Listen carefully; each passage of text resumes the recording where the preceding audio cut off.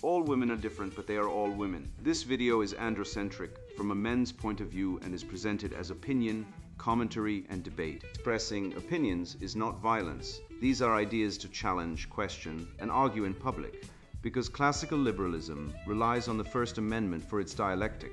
If you are a feminist, then consider this. If patriarchy truly existed as claimed, feminism could not. And if all men are trash and women are equal to men, then what are we to conclude? Women will die for their children, men will die for their wives and children, and God chose to die for all mankind. Authority rolls up with responsibility. If this framing of facts offends you, click off to a cute cat video. Proceeding further will expose you to gamma bias and criticism directed at ideas, claims, institutions, not at any individual's virtue or dignity. Our method follows the 7 liberal arts: the trivium, grammar, logic, rhetoric, and the quadrivium, arithmetic, geometry, music, and astronomy. And the transcendentals, the good, true, and beautiful. If this framework is not for you, feel free to exit now. It's no disgrace, women are wonderful. God bless America, men are great. Feminismus delendus est. The Shit Test Playbook, Stoic Strategies for Rational Men in a Feminist Era, written by Conrad Riker. Available now, links in description. The Civilization Scale Shit Test. Why apologizing to woke ideology is evolutionary suicide and stoic amused mastery is the only path through the feminist wasteland. I watched a man destroy himself in a boardroom last Tuesday. The facilitator, a woman with a sociology degree and a grudge, asked him to reflect on his privilege as part of a mandatory DEI inquisition. He apologized, he capitulated, he groveled. And I watched the contempt flash across every woman's face in that room. Biological contempt that no amount of feminist indoctrination can suppress. He failed the shit test, and in that moment of weakness, he ceased to exist as a sexual being. They will never respect him again. This is the central lie of our feminized age, that male submission to gynocentric framing earns respect. It earns nothing but disguised disgust. Let us speak etymological truth. The Latin testum means an earthen vessel, a crucible for proving metal through fire. A real test reveals character, separates gold from dross, the ver from the beta. What passes for testing in our decadent epoch is something fouler, a Kafka trap designed to extract confessions from the innocent and manufacture guilt from innocence itself. Robin DiAngelo's white fragility theory operates on precisely this switch trial logic. If you protest your innocence, your protest proves your guilt. If you remain silent, your silence proves your complicity. If you agree, your agreement proves your unconscious bias. It is self-sealing epistemological fraud, a logical cancer that metastasized through academia before infecting every corporate HR department and government bureaucracy in the Western world. Aristotle identified this fallacy 2 millennia ago, yet modern managers genuflect before it. You have been lied to about the nature of women. Schopenhauer knew this truth in 1851. Women are not evil, but they are different. And that difference includes a ruthless capacity for fitness testing that civilization once channeled toward noble ends through the institutions of marriage, male authority, and social accountability. Remove those constraints, replace them with feminist liberation and no-fault divorce, and you unleash hypergamy untethered, an evolutionary force that will consume your resources, extract your genetic contribution, and discard your simpering carcass when a higher status male presents himself. The statistics confirm what red pill theory predicts. 70% of divorces initiated by women. Family courts awarding custody to mothers in 82% of contested cases. Paternity fraud rates between 3 to 10% depending on jurisdiction. These are not accidents of an imperfect system. They are features of gynocentrism unbound. What follows in these pages is a weapon, a rhetorical longsword forged in the fires of Western rationalism, tempered in Aristotelian logic, and consecrated to the transcendental good, true and beautiful. I will teach you to see the shit test in its many manifestations. When she asks your opinion on immigration to measure your frame, when she suggests let's just be friends to extract resources without reciprocity, when she creates scheduling chaos to test whether you lead or apologize, Each test is an opportunity, not a threat, a crucible where stoic masculinity can prove itself against the chaos of feminized modernity. Master these principles and you will walk through the woke wasteland as a sovereign being, no longer prey to manipulation, no longer confused by contradictory demands, no longer sacrificing your dignity on the altar of female approval. The shit test metafrangrib, evolutionary biology meets cultural Marxism. A vice president at a Fortune 500 company sits in a mandatory diversity training seminar, the fluorescent lights humming overhead like a collective headache. The facilitator, a woman with angular glasses and a permanent scowl, asks the room, who here has benefited from privilege? One by one, the men raise their hands, apologetic, diminished, broken. Each admission is a submission, a public flagellation before the tribe. Then the facilitator turns to the one man who hasn't raised his hand, the new director of engineering, a man who built his career on competence rather than contrition. And you, she presses, her tone sharp with accusation. He leans back, smiles faintly and says, I benefited from a father who taught me discipline, a mother who told me I could achieve anything, and a country where merit still matters, though barely given seminars like this. The room gasps. HR opens a file.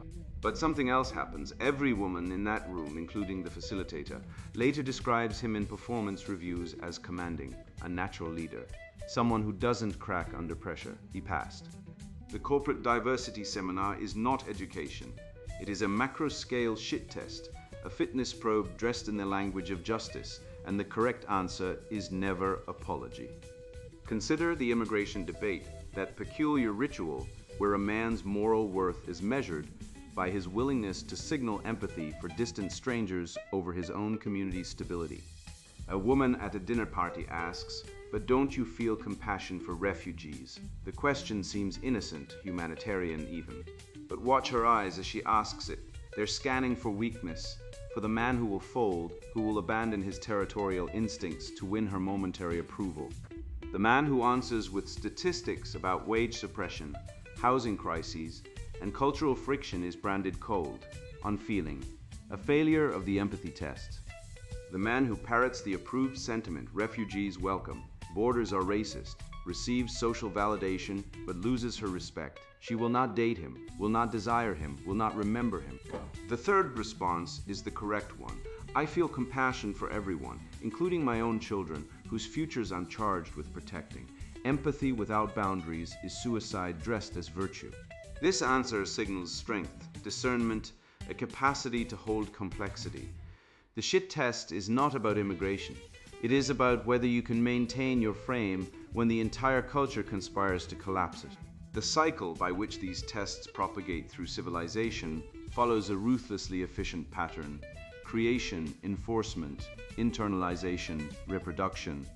A feminist academic creates a new boundary test: toxic masculinity, male privilege, fragile white male, and introduces it into the institutional bloodstream through peer-reviewed journals, conference proceedings, and carefully curated data sets. Enforcement follows via HR departments, university disciplinary boards, social media mobbings, and the ever-present threat of professional annihilation. Internalization occurs when men, desperate to avoid the lash, adopt the framing as truth and begin self-policing, self-accusing, self-hating. Reproduction completes the cycle. These broken men teach their sons to submit, their daughters to despise male weakness, and the next generation enters the world already captured. The cycle is a parasitic organism feeding on masculine vitality, and it can only be broken by men who refuse to internalize the premise, who see the test, name it, and decline to play. The word test descends from the Latin testum, an earthen vessel used in metallurgy to separate precious metal from dross through the application of intense heat. A test was approving, a refining, a demonstration of character under pressure. The ancient understanding was noble. A man is tested so that he might emerge stronger, his virtues clarified by fire. The modern shit test inverts this logic entirely. It is not designed to strengthen men but to expose weakness, not to refine but to humiliate, not to build character, but to identify the submissive males who can be controlled and the defiant ones who must be destroyed. The HR seminar, the pronoun interrogation, the privilege walk. These are not tester refining gold, but weapons softening targets for exploitation. When you understand this etymological corruption, you understand everything about the feminist project. It takes the language of proving and perverts it into the practice of breaking. Gamma bias represents one of the most sophisticated cognitive manipulations in the feminist arsenal. The theory, developed by researchers Belinda Brown and Anna Deacon, describes a peculiar double band. Female preferences are framed as universal moral goods. Women prefer emotionally available partners, becomes men should be more emotionally available. While male preferences are pathologized as toxic oppressions, men prefer younger women, becomes pedophilic beauty standards damage female self-esteem. Notice the asymmetry. When women want something, society must bend to accommodate it. When men want something, men must be reprogrammed to stop wanting it. This is not equality, it is gynocentric totalitarianism wearing the mask of justice. And every man who has been shamed for his natural preferences while watching female preferences enshrined in corporate policy and family court precedent has felt its sting without possessing the vocabulary to name it. Cultural Marxism's great achievement was recognizing that female testing behavior could be weaponized at civilizational scale through institutional capture. The Frankfurt School theorists and their feminist successors understood that women are natural conformity enforcers, evolutionarily selected to maintain group cohesion by punishing deviation from established norms. This is not villainy, it is biology, a perfectly adaptive mechanism for keeping small hunter-gatherer bands unified.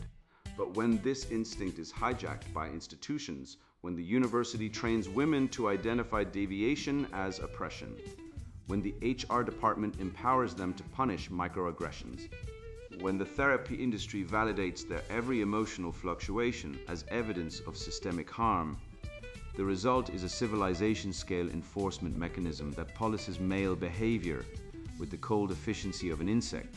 Hive, the personal is political, they declared, and thus every woman's shit test became a weapon of state power. Every leftist accusation operates as psychological projection, a truth inverted and hurled at the enemy. When they call you fragile, observe who requires trigger warnings, safe spaces, and speech codes to survive encounters with disagreement. When they denounce toxicity, notice which ideology produces suicide epidemics among its adherents, which revolution devours its children, which philosophy requires constant purges of insufficient believers. When they condemn hate, attend to the venom dripping from their own descriptions of heterosexual men, white people, traditional families, Western civilization. The German philosopher Schopenhauer observed that the zealot's hatred always reveals what threatens him most. The feminist hatred of masculine strength reveals feminine insecurity. The leftist hatred of Western civilization reveals their inability to build anything comparable. The woke hatred of binary thinking reveals their terror of clear distinctions that might judge them wanting. The feminist doctrine of equity collapses under the weight of its own contradictions with mathematical certainty. Consider the syllogism. Premise A asserts that all observable gender differences are social constructs with no biological basis. Premise B asserts that women are inherently more empathetic, nurturing, and cooperative than men, qualities that make them superior leaders, policymakers, and moral arbiters. The conclusion is inescapable. Both premises cannot be true simultaneously. If gender differences are purely constructed, then female superior empathy is a fiction of patriarchal socialization, not a virtue to be celebrated. If female superior empathy is real and biological, then the entire premise of social constructionism is false, and other biological differences might also be real, including those the feminists are desperate to deny. Every time a feminist argues that women should lead because of their innate emotional intelligence, she surrenders the constructionist position. Every time she argues that constructionism proves women are identical to men in all relevant capacities, she surrenders the claim to superior empathy. The framework eats itself. Schopenhauer's infamous essay on women contained observations that have landed entire modern libraries of feminist refutation upon his reputation, yet his core insight remains devastatingly accurate. female nature is not evil, but it operates according to different principles than male nature, and a civilization that removes the structures channeling those principles toward collective benefit will suffer the consequences. The great philosopher recognized that women's natural hypergamy, the drive to mate with the highest status male available, was perfectly sensible from an evolutionary perspective, but required social constraints to prevent social chaos. Monogamous marriage channeled hypergamy toward family formation and male productive output. Female liberation removed those constraints while maintaining the instinct, producing a civilization where a small percentage of men monopolize female attention, while the majority are expected to fund the system through taxation without receiving its benefits. The men who built the roads, defended the borders, and maintained the infrastructure are now told they are oppressive for expecting partnership in return. Evolutionary biology clarifies what feminist ideology obscures. The shit test is an immoral fitness probe, a mechanism by which female mammals assess resource acquisition capacity, protection capability, and genetic quality in potential mates. The lioness who swats at the male's face is not being cruel. She is verifying that he possesses the strength to defend the pride. The female deer who leads suitors on extended chases is not being capricious. She is ensuring that her offspring will inherit endurance. Human females are mammals operating under the same constraints, and their testing behaviors are not inventions of patriarchy or products of social conditioning, but expressions of natural law written into the species over millions of years. The problem is not the test itself, which is inevitable. The problem is a culture that has weaponized the test against male flourishing, that celebrates female right to probe while condemning male right to pass or decline. The frightened facilitator fleeing that room demonstrated something profound. The entire architecture of white fragility rests upon a paradox so brittle it disintegrates the instant it meets resistance. This theory is not scholarship, but a sophisticated trap, a linguistic snare designed to convert your instinct for self-defense into proof of guilt. It is the ultimate female primary shit test writ large across civilization. Just as a woman will unconsciously prod and provoke to test the strength of a potential mate's frame, the feminine primary social order has weaponized this evolutionary impulse into a pseudo-academic crucifix. Robin DiAngelo has resurrected the logic of the Salem witch trials and dressed it in progressive drag. If you confess, you are guilty. If you protest, you are guilty. If you question, you are doubly guilty. Like all leftist dogmas, it is sealed against falsifiability. White fragility theory, the ultimate gaslighting shit test. Truth is the hate speech of the century.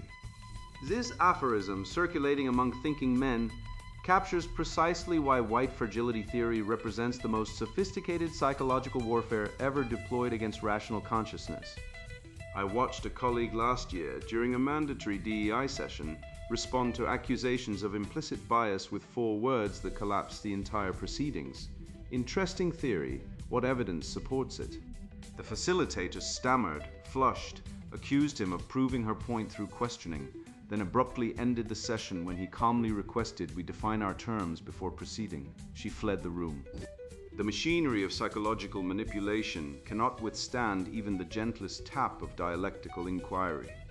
The Museum of Fine Arts Boston incident demonstrates what awaits men who comply with these psychological operations. In 2020, the institution implemented racial equity sessions requiring employees to confess their complicity in systemic oppression through standalone statements. Those who maintained their dignity and refused were labeled problematic. Indeed, but they kept their self-respect and, interestingly, their positions. Those who complied, who groveled, who performed the required penance. Purged within 18 months. Compliance signals weakness, and weakness attracts predators. This is natural law, immutable across civilizations. Consider the etymology of fragility from the Latin fragilis, meaning brittle, easily broken. The irony achieves cosmic proportions. Leftist ideology, when subjected to empirical scrutiny, shatters like fine crystal dropped on marble. Request crime statistics disaggregated by demographic. Fragile? Mention the 13% responsible for 55% of homicides. Fragile. Note that affirmative action discriminates against white and Asian men using explicit racial criteria. pathologically fragile. The accusation of fragility functions as projection of the highest order, a psychological operation wherein the accuser attributes their own brittleness to their target. Formal logic exposes this fraud with surgical precision. Robin DiAngelo's theory operates as a self-sealing epistemological trap. If P, white person, expresses racism, then Q, white person, is racist. If not per, white person does not express racism, then still Q, white person, is racist because silence proves racism. If P challenge, white person, questions the theory, then Q intensified, white person's questioning proves fragility, which proves racism. This structure renders the theory non-falsifiable, the hallmark of religious dogma, not rational discourse. Karl Popper identified non-falsifiability as the dividing line between science and pseudoscience. White fragility theory fails this test catastrophically. It is theology masquerading as sociology, complete with original sin, whiteness, ritual purification, anti-racist work, and indulgences, donations to approved causes. The Salem witch trials operated on identical logic. The accused who confessed named others, demonstrating their corruption through complicity. The accused who denied demonstrated their guilt through denial. The accused who remained silent proved their guilt through silence. Cotton Mather would recognize DiAngelo's framework, instantly transposed from theological to racial discourse. The machinery of persecution remains unchanged. Western civilization developed the scientific method, due process, and the presumption of innocence specifically to protect individuals from this species of logical pathology. Our ancestors burned witches, we burn careers. The Homo sapiens remains constant, only the faggots differ. The statistical refutation of white fragility theory requires mere citation of publicly available government data. The FBI uniform crime reporting, Black Americans commit homicide at approximately 8 times the rate of white Americans, adjusted for population. Department of Health and Human Services. Black children represent 33% of foster care placements, despite comprising 15% of the child population. Bureau of Justice Statistics.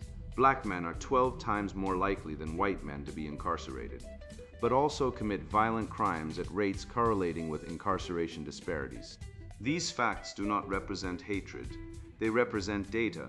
That data itself has become hate speech proves the religious nature of the opposition. Crime, welfare consumption, illegitimacy rates, educational achievement gaps, empirical reality contradicts the systemic privilege narrative at every junction. If systemic racism explains all disparities, why do Nigerian immigrants outperform native-born white Americans in income and education? Why do Asian Americans dramatically outperform white Americans in virtually every socioeconomic metric? The theory cannot accommodate these inconvenient data points, so it ignores them, suppresses them, declares them hate facts. The term hate fact itself represents an Orwellian achievement, the labeling of truth as hatred because it contradicts a proved narrative. The Aristotelian virtue of thymus, spiritedness, righteous indignation, provides the philosophical remedy. Aristotle recognized that anger at false accusation represents virtue, not pathology. The man who feels nothing when slandered lacks proper thymus. He has succumbed to what Nietzsche would later identify as slave morality, the internalization of weakness as virtue. Western civilization celebrated the spirited defense of honor, the refusal to accept injustice, the willingness to stand against the mob. These are not fragilities, they are the bedrock attributes of free men. White fragility theory functions as societal scale shit test, that evolutionary mechanism whereby females test male fitness through provocation. The man who apologizes, who grovels, who accepts the frame of his own moral deficiency, demonstrates weakness. Evolutionarily, weakness attracts contempt, not respect. Women do not desire men who apologize for their existence. They despise such men. The same psychological mechanism operating at the interpersonal level now operates at civilizational scale. The men who pass this test, who reject the frame entirely, who respond with amused mastery, maintain dignity. The men who fail the test, who argue within the frame, who defend themselves, who plead their innocence, validate the frame, and guarantee further testing. The strategy of amused mastery beats defensive explanation every time. When accused of racism, respond, "I reject your frame entirely. Your theory is demonstrably false, psychologically manipulative, and beneath serious engagement." When pressed, define your terms, present your evidence, explain your methodology. When they inevitably cannot, then we have nothing further to discuss. This approach works because it refuses the psychological operation's fundamental premise that you must prove your innocence against an undefined charge using undefined criteria determined by your accuser. Western civilization's greatest institutions, the scientific method, due process, dialectical reasoning, the trivium evolved precisely to protect truth from manipulation. The Frankfurt School and its critical theory descendants understood that destroying Western civilization required first destroying confidence in these institutions. White fragility theory represents the culmination of this project, a weaponized epistemology that uses Western compassion against itself, that transforms the Christian impulse toward charity into self-destruction, that converts reasonable disagreement into evidence of guilt. The remedy is not more apology, more groveling, more penance. The remedy is thymus, the spirited refusal to submit to demonstrable lies. The masculine response to psychological manipulation is not defense, but attack, not apology, but demand for evidence, not compliance with corrupt frames, but destruction of those frames through superior logic. Every man who refuses to apologize for his existence strikes a blow for civilization. Every man who demands evidence before accepting guilt honors his ancestors. Every man who responds to manipulation with amused mastery demonstrates that the spell can be broken. The truth requires no defense, only the courage to speak it. I watched this academic dementia consume a young philosopher at a Midwest conference, where he declared with trembling certainty that all categories are social constructs, the catechism of every half-educated revolutionary who has skimmed one Foucault essay and concluded that reality itself is negotiable. When I asked whether the category social construct was itself a social construct, he blinked thrice before sputtering that perhaps some categories were more constructed than others, a qualification that obliterated his entire thesis in real time. The Aristotelian principle of non-contradiction does not negotiate with such creatures. It simply exposes their incoherence. But the schizoanalytic project cares nothing for coherence. It seeks precisely this dissolution of meaning, and it has metastasized far beyond the faculty lounge. Schizoanalysis and the desiring machines of feminist destructuration. The schizo in schizoanalysis is not a diagnosis to be cured, but a program to be implemented, a design for the systematic disassembly of the logos that holds Western civilization together. Gilles Deleuze and Félix Guattari, the twin prophets of this academic dementia, did not write a medical textbook in their Anti-Oedipus. They wrote a manual for civilizational suicide, a manifesto for the dissolution of every boundary, hierarchy, and natural distinction that allows a sane man to navigate reality.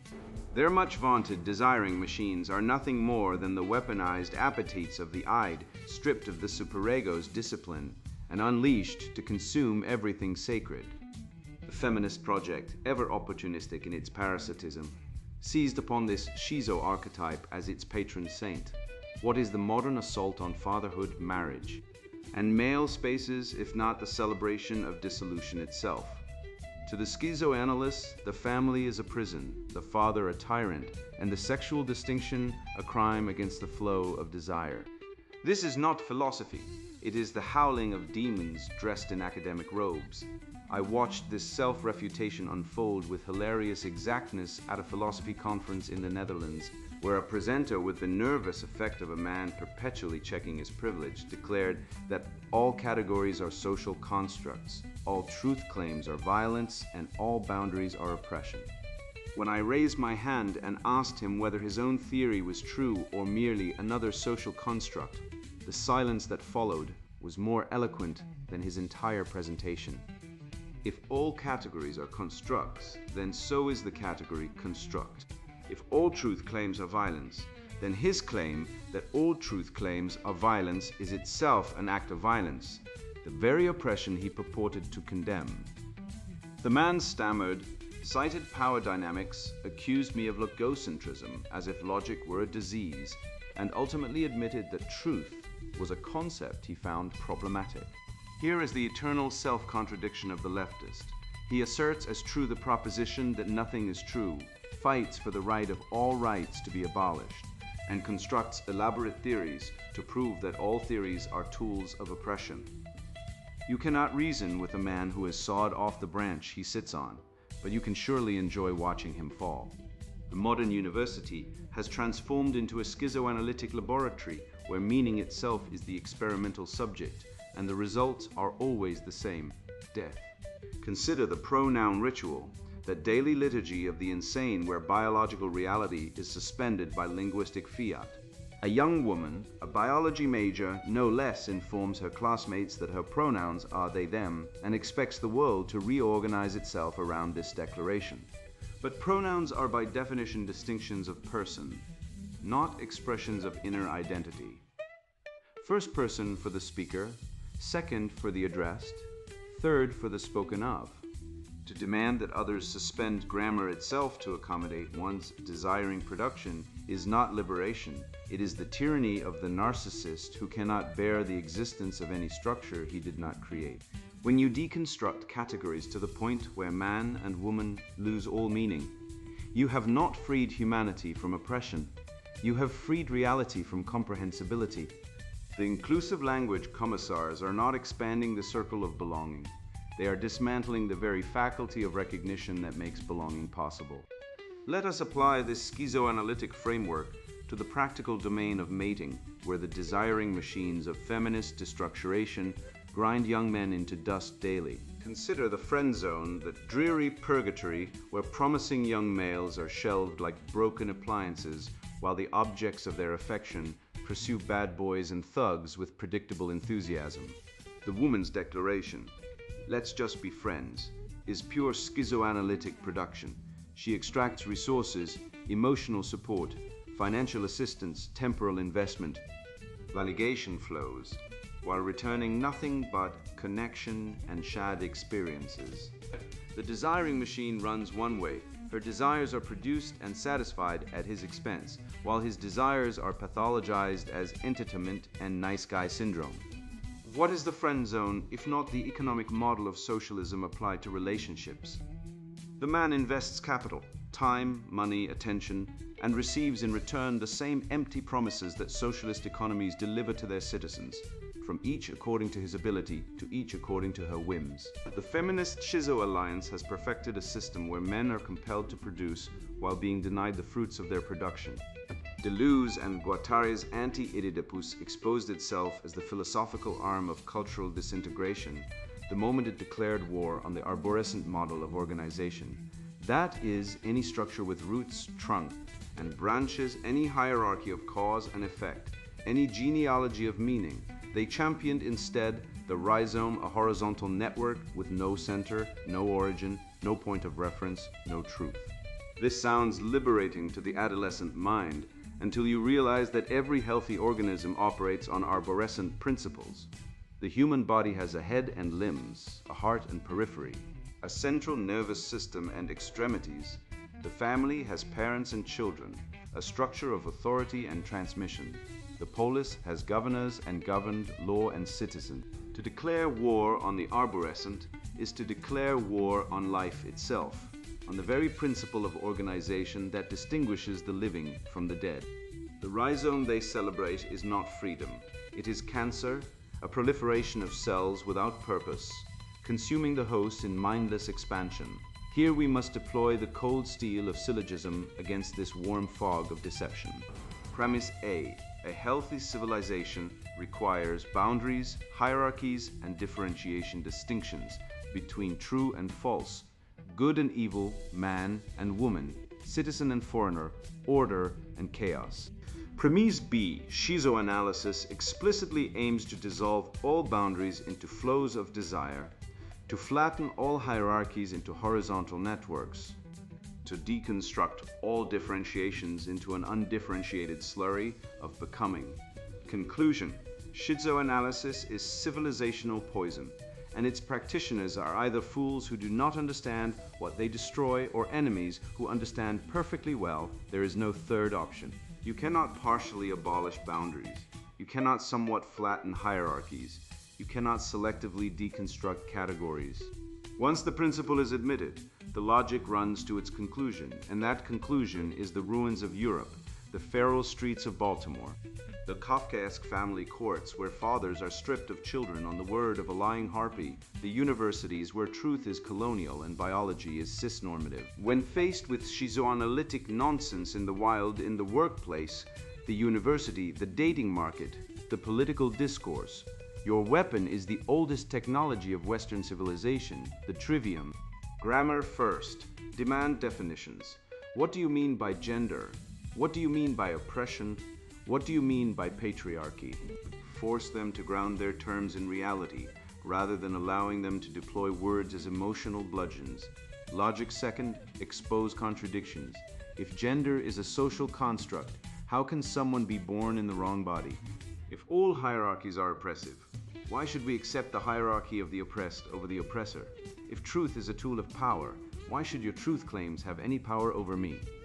Watch the schizoanalytic edifice collapse when deprived of its native element, the fog of undefined terms and undischarged assumptions. Rhetoric third. Drive the dagger home with the confidence of a man who knows he has right on his side. Mockery is the proper response to the absurd. The comical deserves comedy.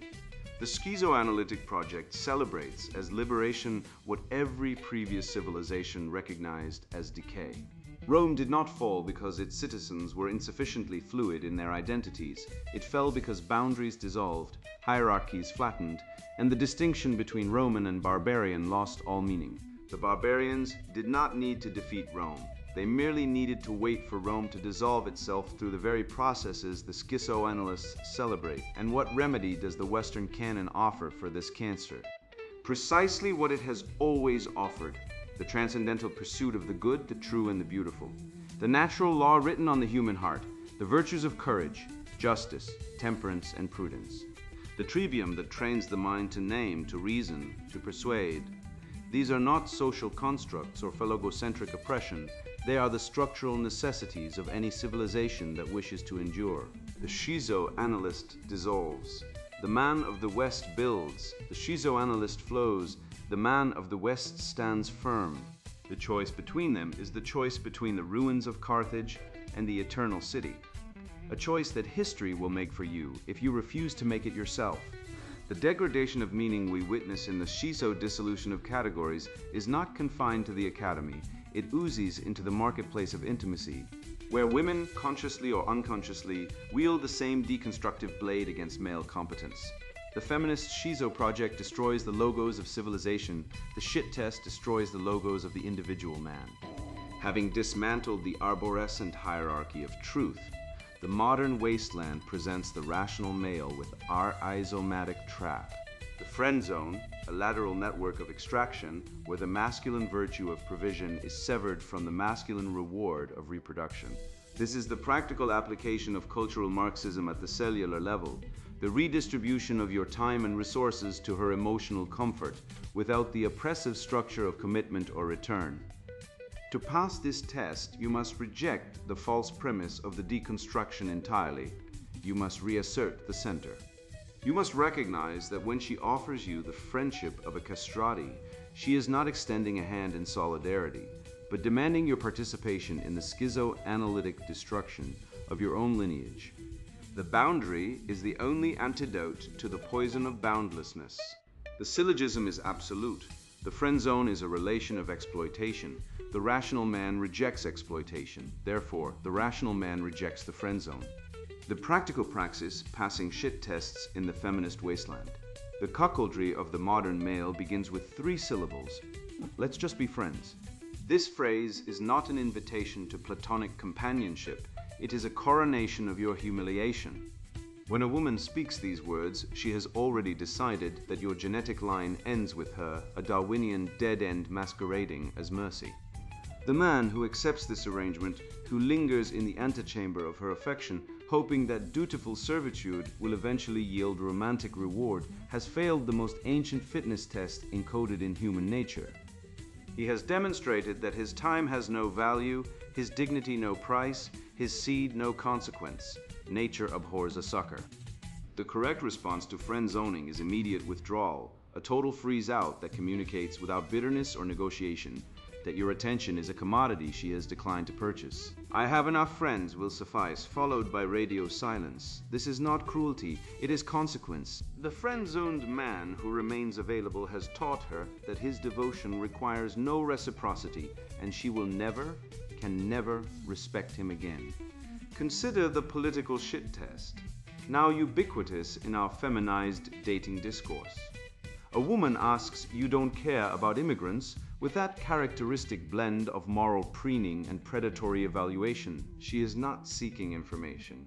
She is probing for weakness, testing whether you will abandon truth to purchase her approval. The beta male equivocates, "Well, I think we should be compassionate, but also follow the law." He has failed.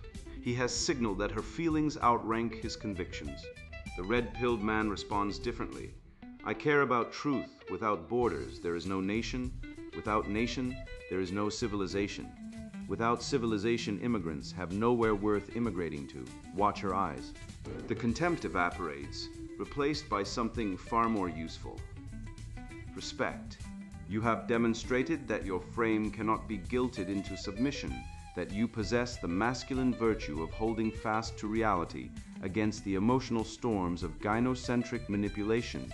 The scheduling shit test operates through identical machinery. She creates drama around plans, hesitates, suggests alternatives, invents obstacles, not because she lacks interest, but precisely because she needs to verify that your time is valuable and your boundaries are real.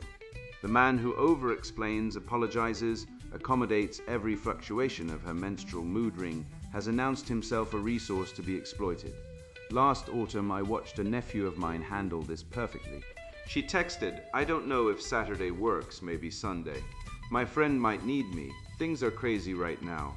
He replied, "I'm hiking Saturday. Join me or I'll see you next week." No negotiation, no butthurt, no desperate availability. She hiked. Of course she did. Women do not respect men they can command. Feminism understands something that most men have forgotten. Male-only spaces are the foundries of masculine strength. This is precisely why they attack them with such hysterical fervor. The lodge, the boxing gym, the poker night, the hunting camp, these are the civil society associations where men develop excellence without feminine supervision, where the apprenticeship mastery ladder can be ascended through merit rather than compliance. A man subjected to constant shit testing requires a sanctuary where his frame can recover, where he can speak truth without female audit, where the virtues of courage and honor and competition can be cultivated without the pervasive toxin of gynocentric judgment. Every time a male space is integrated in the name of equality, masculine competence declines. This is not coincidence. It is the intended consequence of a movement that recognizes male solidarity as the primary threat to female primacy. The principle of subsidiarity, that brilliant doctrine of Catholic social teaching which holds that matters should be handled by the smallest competent authority, applies with particular force to the dating realm. Your individual judgment, your preferences, your boundaries, your assessment of reality. These should not be subordinated to her feelings, her social media consensus. The gynocentric culture that insists male desire is inherently suspicious while female emotion is sacrosanct. When a shit test arrives, it is always an attempt to transfer authority from your competent judgment to her momentary whims. Resist. The man who asks permission has already surrendered the territory worth defending. Epictetus understood the stakes 17 centuries before the red pill. Some things are in our power, others are not. In our power are opinion, impulse, desire, aversion. In a word, whatever is our own doing. Not in our power are our body, our property, reputation, office. In a word, whatever is not our own doing. Her approval is not in your power.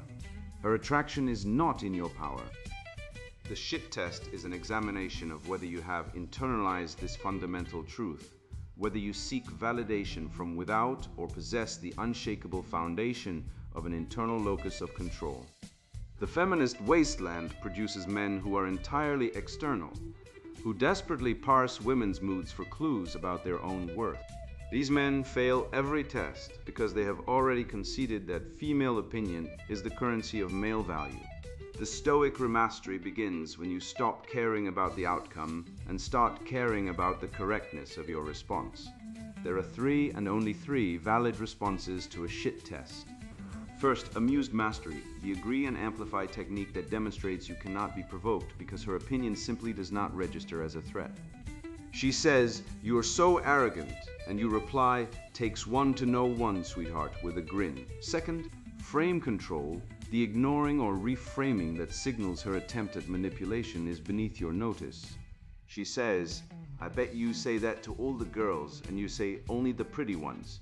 You have accepted the frame and returned it gift-wrapped. Third, withdrawal of attention, the nuclear option that reminds her your presence is contingent upon her respect. She crosses a line, you withdraw, conversation ended, date concluded, attention evacuated. What you never, ever do is offer earnest explanation or apology. This is the beta male tell, the confession that her feelings constitute a court of competent jurisdiction over your soul. The mixed constitution, that genius synthesis of monarchic authority, aristocratic excellence, and democratic accountability that produced the West's most stable polities, provides the template for healthy romantic relationships. Masculine leadership supplies the monarchic element, direction, decision, the final word on matters of consequence. Mutual excellence supplies the aristocratic element, the shared pursuit of virtue, the refinement of character, the civilizing influence of elevated standards. And mutual respect supplies the democratic element, the acknowledgement that both parties possess dignity, that consent matters, that tyranny breeds revolt. Feminism destroys this organic balance by demanding pure democracy, which in practice means her feelings rule without limit. Her preferences constitute the only legitimate authority. Her complaints demand immediate redress. A relationship without masculine leadership is not a partnership. It is a gynarchy, and gynarchy produces the same result in relationships that it produces in civilization: entropy, resentment, and eventual collapse. Look at the world your grandfathers built, and then look at the wreckage gynocentrism has made of it. The statistical reality is a suicide rate for men that has skyrocketed as fathers are stripped from homes by family courts enforcing the tender years doctrine in all but name, while the "my body, my choice" mantra conceals the grim reality of millions of abortions, a practice so depraved it makes the sacrifices of Moloch look like petty vandalism. You have been told that toxic masculinity is the problem, yet you see that every civilization that has embraced the feminine imperative, open borders, empathy over truth, the friend zone resource extraction racket, and the deconstruction of natural law has collapsed into chaos. The schizoanalytic desiring machines of Deleuze and the gaslighting white fragility of D'Angelo are not academic theories. They are spiritual and psychological bioweapons designed to dismantle the mixed constitution of your mind, replacing your logos with their pathos. And they have been ruthlessly deployed to cuckold your reason and betray your interests. You have now gazed into the testum, the earthen vessel, and seen it for what it is, a forge of your own making. You understand that the equity syllogism refutes itself, that the empathy shit test is a loyalty oath to a lie, and that the entire apparatus of cultural Marxism is a grandiose fitness test for Western civilization. The next time a woman asks about your commitment to diversity, or a corporate commissar demands you confess your privilege, or a date tries to friend zone you, you will not apologize, you will not explain. You will stand as a rational man, armed with the trivium and shielded by Themos, the righteous spirit of the West. You have broken the spell. The gamma bias, the Kafka trap, the evolutionary ideological weapon, it all lies shattered at your feet. Go forth, build civil society, master your craft, and never again kneel before the false idols of the feminist wasteland. And now the sponsored book introduction, The Shit Test Playbook. Stoic Strategies for Rational Men in a Feminist Era. Let's get one thing straight. This book isn't for everyone. If you're the kind of person who thinks men and women are interchangeable, or that gender roles are a social construct, put this down now. Go read something else. Maybe take up knitting. This book is for men who are tired of being told to shut up, sit down, and apologize for existing. It's for men who have had enough of walking on eggshells, dodging emotional landmines, and being treated like disposable utilities in a system that's rigged against them. If that's not you, close this book and walk away. You won't like what I have to say.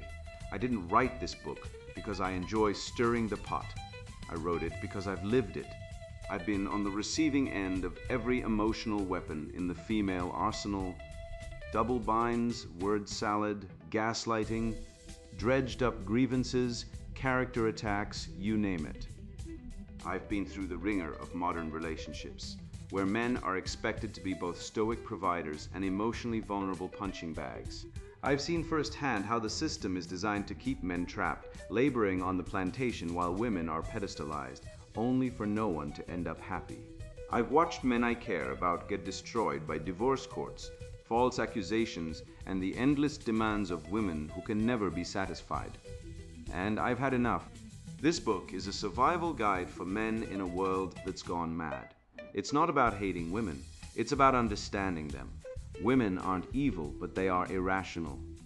They operate on a different emotional frequency, and if you don't understand how they think, you're doomed to fail. This book will teach you how to decode their behavior, diffuse their emotional terrorism, and reclaim your power. You'll learn how to spot the hidden patterns behind their mate testing, how to remain unshaken in the face of their verbal weapons, and how to set boundaries without falling into the trap of toxic masculinity.